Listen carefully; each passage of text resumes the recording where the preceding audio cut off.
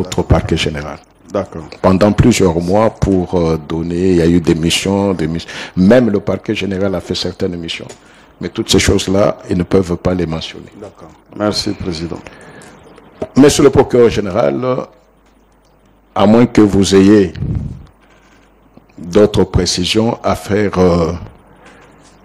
tirer des inspecteurs, vous avez la parole pour vos réquisitions.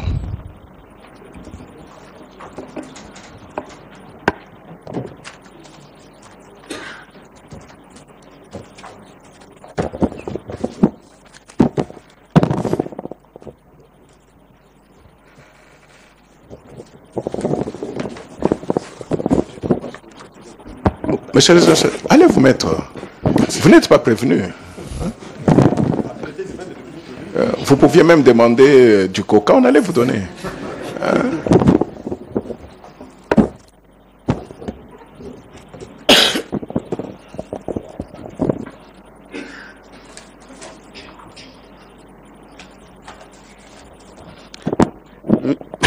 Merci, Monsieur le Président, pour la parole. Vous allez souffrir, notre réquisitoire est trop long. Comprenez que ce sont des faits graves. On a tout le temps. Et étant donné la qualité des personnes poursuivies, nous sommes allés trop loin, jusque dans les détails. Et le parquet général près votre cour, Monsieur le Président, poursuit les prévenus Matata Pogno Mampon Augustin, Mutombo Mwana Nyembo Deogracias, Globler Christo Stéphanous, pour les préventions reprises dans la requête aux fins de fixation d'audience. De quoi s'agit-il, Monsieur le Président? Les faits.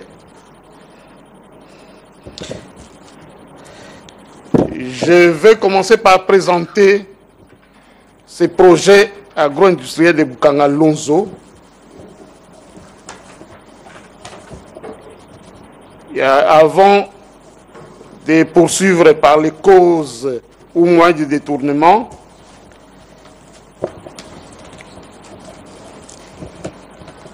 et enfin attaquer les droits. Situé dans la province du Kwango, à 250 km au sud-est de Kinshasa sur la route nationale numéro 1, le parc agro-industriel de Bukanga Lonzo, PAIBL, est localisé entre les rivières Kwango et Lonzo, dans le secteur de Bukanga Lonzo, en territoire de Kenge. Ce site agricole bénéficie d'excellentes conditions climatiques, géographiques et météorologiques. Il s'agit d'un domaine agro-industriel d'une superficie de 80 000 hectares ou 800 km², soit 8 fois la ville de Paris. Le PAIBL, situé à 3 heures de la route de la mégapole de plus de 10 millions d'habitants qu'est Kinshasa, avait pour mission de servir de grenier de cette ville-province. En effet, ce projet ambitionnait au titre d'investissement à réaliser la construction de silos à grains, d'une ferme agricole, d'un abattoir, d'un entrepôt frigorifique, d'un secteur d'emballage, d'un site logistique avec 50 camions frigorifiques de 10 tonnes à destination du marché des produits frais de Kinshasa et d'autres destinations, d'un système d'irrigation, d'une fourniture d'énergie électrique, d'un système interne de purification d'eau, de 200 km de routes, de plus de 250 tracteurs de production agricole, d'une usine opérationnelle de bois et une usine de caillasse. Il est aussi prévu les investissements d'accompagnement, c'est-à-dire les centres de formation agricole, un centre médical, les écoles, des logements, des infrastructures communautaires comme des églises, une bibliothèque, un terrain de football. Il était aussi prévu la création de 5 000 emplois directs et entre 12 000 et 15 000 emplois indirects. Il était également prévu d'exploiter le bétail et d'organiser l'élevage à caractère industriel. Dans ce cadre, il était prévu des vaches laitières, des poules à chair, des poules pondeuses, des porcs et des chèvres. La primature, à l'époque, affirmait que les villages à l'intérieur du parc ne seraient pas déplacés et que les paysans seraient soutenus dans le développement de la filière manioc avec des boutures améliorées, des intrants et des matériels de production. Bref, ces méga-projets, comme d'ailleurs d'autres que la RDC a connus, visaient, selon les brillantes annonces et multiples slogans, marketing, révolution de la modernité, agriculture priorité des priorités, la RDC Chine de demain, qui ne sont qu'une technique bien conçue de propagande dénoncée par l'ancien président américain dans son livre Le futur, 6 logiciels pour changer le monde. Ces projets visaient l'atteinte de la souveraineté alimentaire grâce à l'agriculture. Mais de tous ces investissements prévus, le résultat est quasi nul, au point que le fiasco que ce projet a connu révèle qu'en réalité, il n'était qu'un leurre ou une arnaque menée par différentes mafias internes et externes, enracinées dans la corruption, des personnes qui courent derrière les profits financiers absolus et qui font non pas de l'agro-industriel, mais bel et bien de l'agro-business, qui est l'un des piliers principaux des détournements des fonds publics, comme nous allons le démontrer au niveau des différentes étapes qu'a connu les PAIBL et qui renferment les causes ou moyens de détournement. Quelles sont les causes ou moyens de détournement? Le premier point, c'est au niveau de la conception de la création du PAIBL. En 2013, le gouvernement de la RDC avait adopté le programme national agricole PNA, en sigle 2013-2020, avec l'appui technique et financier du marché commun de l'Afrique orientale et australe, COMESA. Ces plans prévoient entre autres interventions la construction de parcs agro-industriels à travers l'ensemble du pays. C'est sur cette base que le PAIBL était conçu comme projet pilote par le cabinet du prévenu Matata Poni-Augustin, alors Premier ministre. C'est en effet son conseil principal au Collège d'agriculture et développement, M. Moussousa Oulimwengi John, actuellement en fuite, qui avait élaboré, conçu et monté le projet sous la supervision du directeur des cabinets et du prévenu Matata, et ce, au travers de ce qu'ils avaient intitulé la stratégie de transformation du secteur agricole congolais, cas de PAI. À ce stade, on se pose la question de savoir si ce n'était pas en réalité la stratégie de transformation du trésor public en grenier agricole pour les prévenus. La sénatrice Ida Kamoji, qui était à l'époque conseillère au Collège d'agriculture et développement de la primature, déclare à cet effet, et je vous renvoie au PV, à la code 156 du dossier judiciaire, que tout a été conçu et mis en œuvre par le sieur John Moussa, aujourd'hui en fuite. Elle poursuit que sieur Moussoussa concevait, sieur Kitebi ordonnait le paiement et le Premier ministre, ici prévenu, approuvait, donnait les ordres, les instructions et les orientations. C'est ce que déclare aussi la députée Louise Munga Messosi, à l'époque ministre du portefeuille, en répondant que le montage du PAIBL était l'œuvre du Premier ministre et son cabinet, du Premier ministre et son cabinet, et qu'elle était obligée d'apposer sa signature. Monsieur Kitebi, ministre honoraire délégué aux finances, dit la même chose lorsqu'il déclare, et je vous renvoie à la code 145, qui n'a jamais été associé à la conception et à la création du PAIBL. Monsieur le Président, vous allez constater, à travers les pièces verso dossier, que la conception, la mise en chantier et la création du parc agro-industriel de Bokanga-Lozo est l'œuvre exclusive du prévenu Matata Pognon malgré ses dénégations.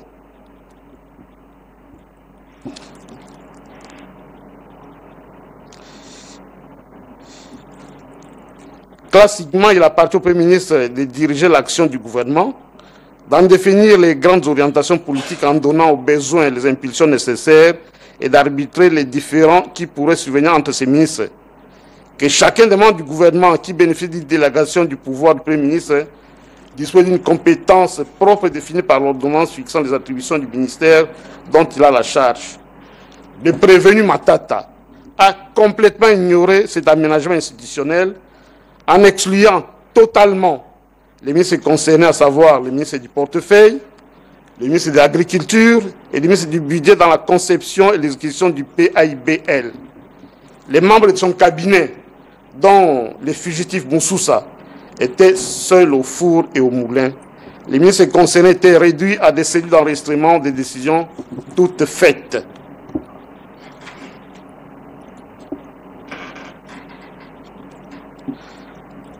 Cette conception, cette mise en chantier, cette création du PAIBL portait déjà en elle les germes du débâcle, du détournement, notamment l'existence des mécanismes même à minima, comme un service d'audit, un comité de suivi des achats.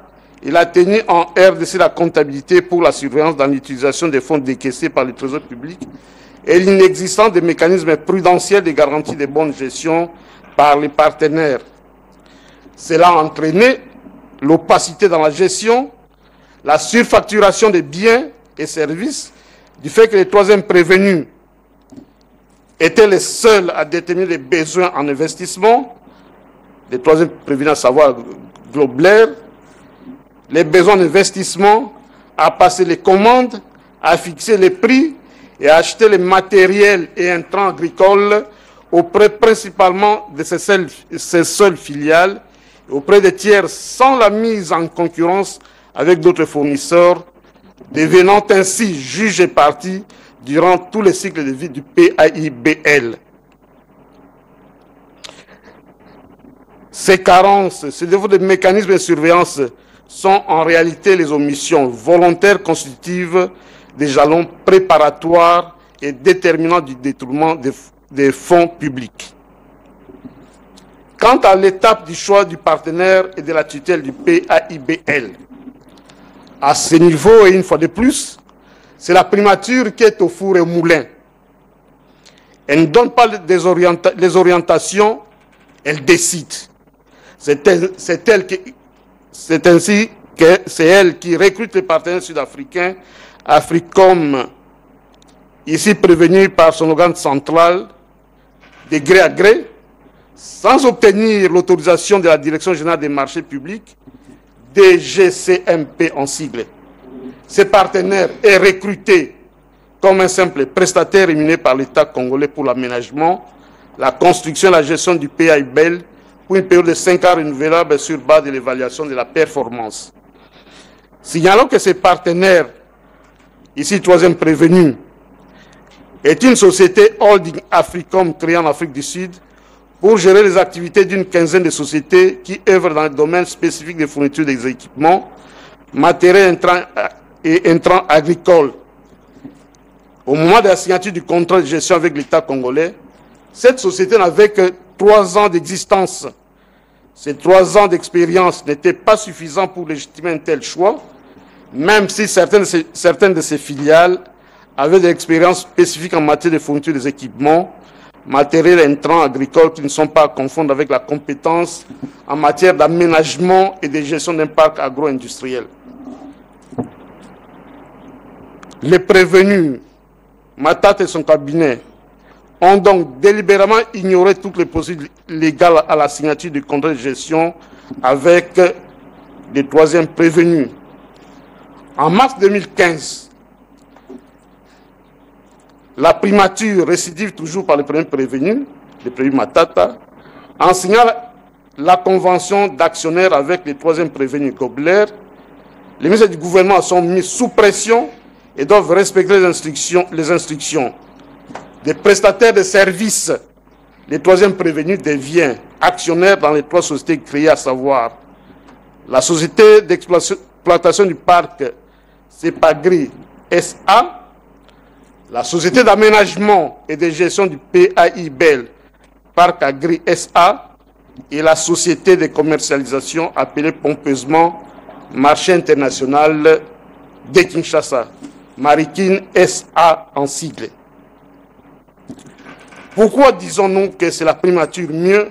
C'est de prévenir qui signe en réalité cette convention. La réponse est donnée par la ministre du portefeuille à l'époque, Madame Marie-Louise Munga. Elle déclare à cet effet: je reconnais avoir posé les actes dans le cadre de ces dossiers. C'est sur instruction stricte du Premier ministre. Ces projets nous ont été transmis par le conseil principal du Premier ministre, M. Moussoussa Oulimwengi, et ensuite par le Premier ministre lui-même. Le Premier ministre, dans sa lettre du 18 février 2014, rappelle sa lettre du 29 janvier 2014 qu'il avait autorisé le ministre du portefeuille à signer les statuts des trois sociétés pour mercredi le 19 février 2014. Ceci montre que la création des trois sociétés était déjà décidée par le Premier ministre. Et l'ex-ministre continue, il en avait autorisé la création. Je souligne que la lettre est du 18 février 2014 et je devais signer les statuts le 19 février 2014. Je n'ai pas eu le temps matériel d'examiner les documents et j'étais sous pression. Il exigeait aussi que des protocoles d'accord soient signés par 4 ministres. Fin de citation. À la lumière de ces déclarations, qui se recoupent du reste avec celles du ministre honoraire délégué aux finances Kitebi, du ministre honoraire des finances Moulang, de la sénatrice Ida Kamouni, qui décline leur responsabilité dans ces processus d'élaboration des textes, dans les choix du partenaire, ainsi que dans le suivi et l'encadrement du PAI-BEL. Il apparaît que c'est le prévenu seul, le prévenu Matata seul, qui a fait les choix du partenaire, et c'est lui seul qui a assuré la tutelle absolue du PAI-BEL, comme l'atteste d'ailleurs la fréquence des ordres de mission, les multiples correspondances pour le suivi et l'encadrement du PAI-BEL, le fonctionnement d'une sorte de comité de gestion à la primature et les interventions relatives aux opérations de dédouanement des marchandises. Du contrôle du PAI-BEL. Relevons ici qu'il s'agit des fonds publics. Les projets dont il est apparu avec les concepteurs, metteurs en chantier et gestion du PAI-BEL, n'a jamais mis des mécanismes de quelque nature que ce soit pour garantir la surveillance dans l'utilisation des fonds décaissés par les trésors publics. Il n'y avait aucun mécanisme de contrôle pour permettre la suivi et évaluation des activités du troisième prévenu, aucun indicateur des résultats et des livrables que les troisième prévenus devaient réaliser à des séances précises, et enfin, aucun mécanisme pour s'assurer que les mises à disposition des fonds faites au troisième prévenu étaient justifiées avant l'allocation des nouveaux fonds. En plus, la quasi-totalité des fonds décaissés en faveur du troisième prévenu l'ont été par la procédure d'urgence. Qu'est-ce qui justifie ces lacunes? Qu'est-ce qui a justifié les recours systématiques à la procédure d'urgence pour un projet séquencé? La primature n'a pas donné de réponse à ces questions. Relevons ici que la procédure d'urgence n'est permise que lorsqu'il s'agit de dépenses générées ou dictées par un acte imprévisible, notamment une catastrophe naturelle, une calamité, une agression extrême, un conflit armé, une épidémie et une évacuation sanitaire. Le PAI-BEL répondait-il à ces critères au finish? le PAIBEL s'est avéré en fait de compte être une calamité pour le trésor public. Des fonds libérés par le gouverneur en faveur du PAIBEL et de leur utilisation. Primo, des fonds libérés. Des éléments du dossier, notamment les relevés de décaissement obtenus au ministère des Finances, il apparaît que 280 millions de dollars ont été libérés en faveur du PAIBL, dont 278 884 080 dollars du Trésor public et 1 115 116 dollars provenant des interventions du Fonds de promotion de l'industrie, FPI en sigle. Sinon que nous sommes en train de vérifier les informations selon lesquelles d'autres fonds auraient été alloués par les institutions internationales. L'enquête sur tous les sites révèle que de ces montants, seule la somme de 34 150 507 a été affectée aux activités du PAIBEL, soit une différence de 205 849 493 dollars non justifiés ou détournés par diverses utilisations frauduleuses suivantes. Il y a lieu de relever, avant d'énumérer ces utilisations frauduleuses sus-évoquées, que le troisième prévenu, M. Globler, a bénéficié des exonérations sur presque toutes ces importations effectuées via ces sociétés filiales. Ainsi, les importations se réalisaient sans souscription des licences d'importation. À la sortie des marchandises des installations douanières, s'opérait sur simple procès verbal de pointage avec comme conséquence l'impossibilité d'effectuer des vérifications nécessaires, notamment sur les documents commerciaux, factures, certificats d'origine. Et ensuite, les fonds envoyés au troisième prévenu étaient exclusivement justifiés par des factures fabriquées et émises par ce troisième prévenu. Malgré ces mécanismes illégaux, tolérés, assumés et encouragés par le premier prévenu, il a été massivement recouru à l'utilisation frauduleuse des fonds. Quelques cas de surfacturation. Vous en avez une longue liste dans notre réquisitoire. Je vous renvoie à notre texte écrit. Relevons que cette surfacturation se réalise sur une longue période dans l'indifférence totale du premier prévenu, gestionnaire réel du PAIBEL qui effectuait pourtant par le biais des membres de son cabinet d'innombrables missions de supervision. Il faut noter également qu'un associé du troisième prévenu, la société Triomphe, avait reçu des fonds pour l'achat d'engrais. Alors qu'il avait acheté auprès de la firme sud-coréenne Itichem Corporation de l'engrais pour un coût CIF Matadi de 590 dollars,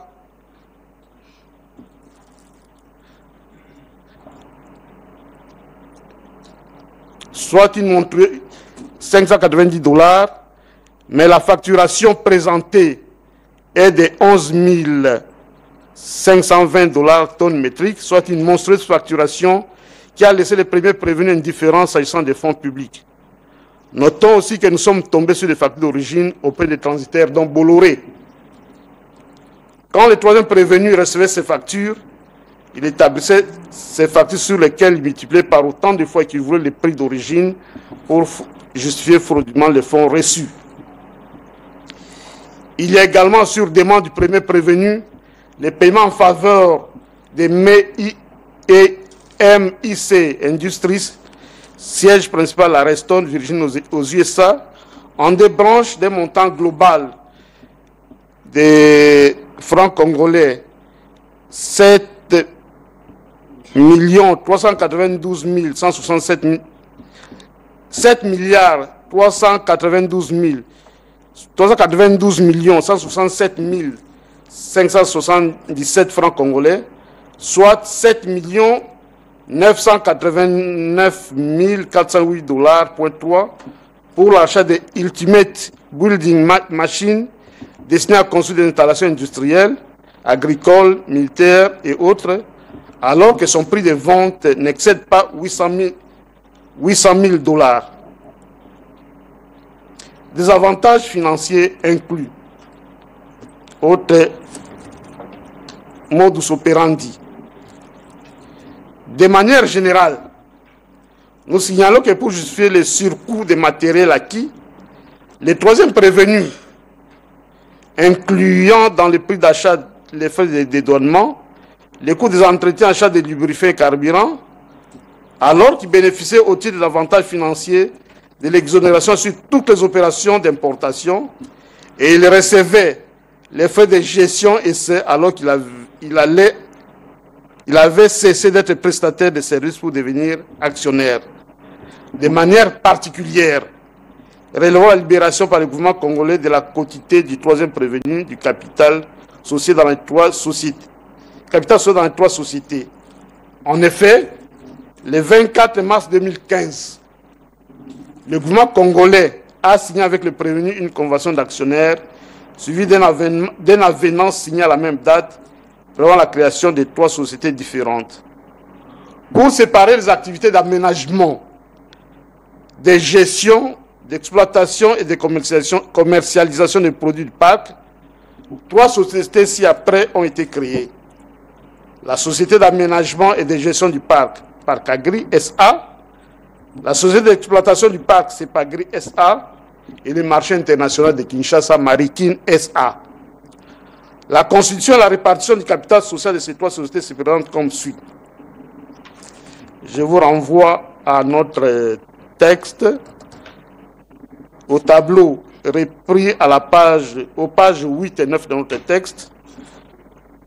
Dans cette convention d'actionnaires, la rémunération de 10% de la marge bénéficiaire au troisième prévenu est curieusement maintenue. Mais l'option de conversion de cette rémunération en action n'a pas été prévue. Pourtant, l'État congolais a payé au-delà même du montant total du capital pour chacune des sociétés, alors que le troisième prévenu n'a rien libéré. Ainsi, l'État a payé comme suite du capital, Parc Agri, 529 835 $,61 le 4 mai 2015, confère lettre du Premier ministre honoraire du prévenu Matata Augustin, 366 067 $,14, deuxième tranche, total libéré 829 49 430 francs congolais au lieu de 19 millions de francs congolais, soit 4400% par rapport au capital social, au lieu de se limiter à payer 85% du capital social. CEPAGRI, 182 072 900 francs congolais, le 5 mai 2015, par lettre du Premier ministre, le prévenu Augustin Matata, représentant 101% du capital social au lieu de 133 millions de francs congolais. Total paiement non justifié, 59 072 900 francs congolais, soit 63 862 $,59. Marikin, 192 072 900 francs congolais, le 5 mai 2015 par lettre du Premier ministre, le prévenu Matata, soit 207 698 $,2, représentant 101 du capital au lieu de se limiter à 50% du capital social. Total paiement non justifié, 95 072 900 francs congolais, soit 102 780 $,51. Pour les trois sociétés, le total de paiements non justifiés ou détournés représente la somme de 976 45 230 $, soit au taux du mois de fait de 1 45 450 $,30. De l'utilisation des sociétés écrans pour se faire rémunérer indûment. Autre modus operandi. Cas de la société des Sticlox. Cette société a reçu le paiement de 10 milliards 237 millions 316 789 francs congolais, soit 11 69 388 $, dont 510 883,84 $ au titre des frais de gestion du parc. L'on se demande en quelle qualité, car les contrats de gestion étaient signés entre l'État congolais et des troisièmes prévenus. Cette société a également touché la somme de 4 milliards 570 855 999 francs congolais, soit 4 941 600 $ pour gravillonner la route depuis la nationale 1 jusqu'au site de Bukangalonzo, alors que la route est toujours en terre jusqu'à ce jour. Signalons que cette société est logée à la même adresse physique que les troisièmes prévenus et elles utilisent le même personnel. Les troisièmes prévenus qui a reconnu avoir reçu ces fonds au bénéfice de Desticlox, dont il est l'un des actionnaires, s'étonne paradoxalement de voir que ce somme était versé à Desticlox pour des tâches lui revenant en sa qualité de gestion de l'exploitation du parc. Cas de la société FID Africa. En date du 11 juin 2014, la dame Kachoko Mbonda Hortense, épouse du prévenu Matata, les sœurs Matata Chuiti Liabemba Edouard, membres de famille, même la famille du prévenu Matata, s'associent avec Madame Globler, épouse du troisième prévenu, et les sœurs Peter Werther, associés dans Desticlox, au troisième prévenu, pour former la société FID Africa. Les gérants désignent cette société et curieusement le prévenu Globler.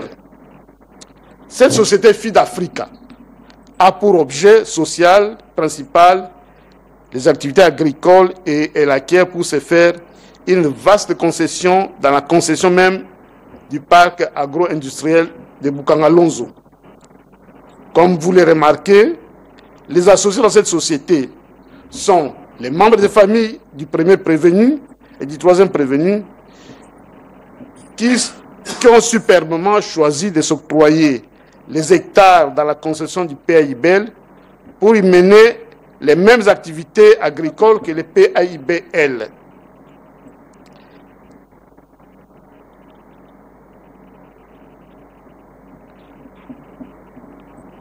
Les acquisitions du matériel de cette société, notamment les tracteurs, les véhicules, les pièces de rechange, les outils de champ, les pesticides et les silos de stockage d'une valeur globale de 1 998 900 $, l'ont été avec les fonds alloués au PAIBL.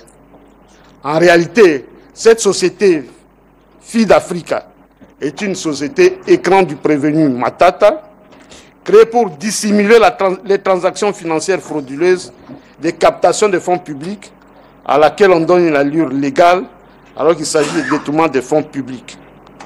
La note du fugitif conseiller principal du prévenu Matata, les sieurs Moussoussa Oulimwengi, John, est éloquente à ce sujet dans ses énonciations.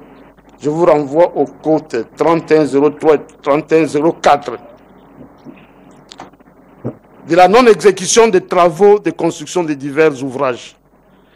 Un montant estimé à 89 millions de $, a été libéré pour la construction du marché international de Kinshasa.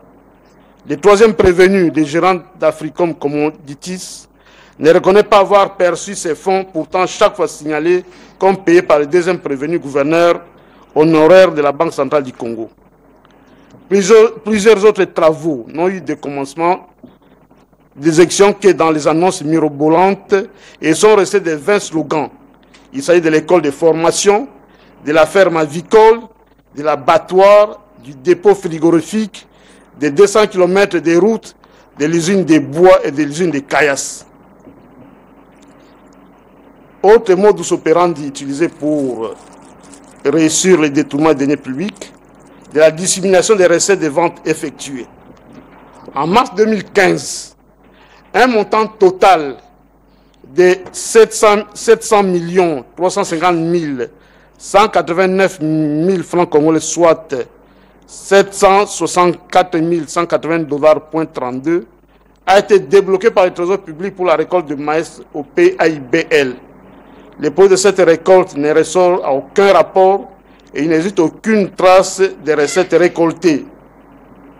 Enfin, dernier modus operandi utilisé, c'est de l'effacement des traces de détournement. Nous avons évoqué plus haut que les différentes missions d'évaluation des réalisations du PAIBL nous ont permis de relever que la somme globale de 280 millions décaissés par le Trésor public pour les PAIBL, de la somme de 280 millions décaissés par le Trésor public pour les PAIBL, seuls 34 150 507 $ ont été réellement affectés aux activités du PAIBL. Fort malheureusement à ce jour, si votre cour décide d'une descente sur les lieux, et ne trouvait que quelques vestiges parce qu'entre-temps, les pays se sont organisés pour effacer toutes les traces en offrant pillage par l'abandon des biens du PAIBL. Du reste, une enquête est en cours pour attraper tous les pillards dont certains sont identifiés. Tels sont, Monsieur le Président, les faits que nous allons analyser en droit. Je demande à mon collègue de continuer